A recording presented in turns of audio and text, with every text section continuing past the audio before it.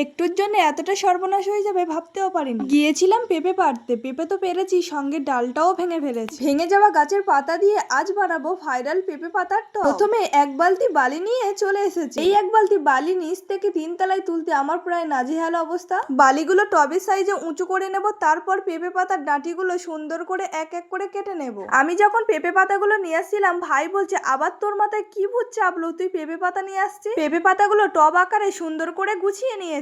এবার পরিমাণ মতন বালি আর সিমেন্টটা নিয়ে নেবো, নিয়ে ভালো করে মাখিয়ে নেব। জানো তো এখানে আকাশের ওয়েদারটা একদম ভালো নেই। আমি ভাবছিলাম টপটা বানাবো, তার মধ্যেই বৃষ্টি চলে আসলো। বৃষ্টিটা থেমে যাবার পরে টপটা বানাতে আসলাম। বালি আর সিমেন্ট তো মাখা হয়ে গেছে, তারপরে একটু একটু করে জল দিয়ে এটা মেখে নেব। খুব পাতলা করলে হবে না। মাখানো সিমেন্ট বালিটা একটা হাতায় করে খুব সাবধানে পেঁপে পাতার উপর ঢেলে দেব। এই পেঁপে পাতার টপটা তো বানাচ্ছি, কতটা কি করতে পারবো জানি না, কারণ এরকম এক্সপেরিমেন্ট কখনো করাই হয়নি। দেখো পেঁপে পাতার উপর খুব সুন্দরভাবে সিমেন্ট বালিটা দিয়ে সাজিয়ে নিয়েছি। এই টপটা শুকাতে 2 থেকে 3 দিন লাগবে, তারপরে আমি তোমাদের দেখাবো ফাইনাল রেজাল্ট কেমন এসেছে। আকাশের ওয়েদার দেখে আমি টপটা চাপা দিয়ে দিলাম। এর নেক্সট পার্ট যদি দেখতে চাও সাবস্ক্রাইব করে পাশে থাকবেন। ধন্যবাদ।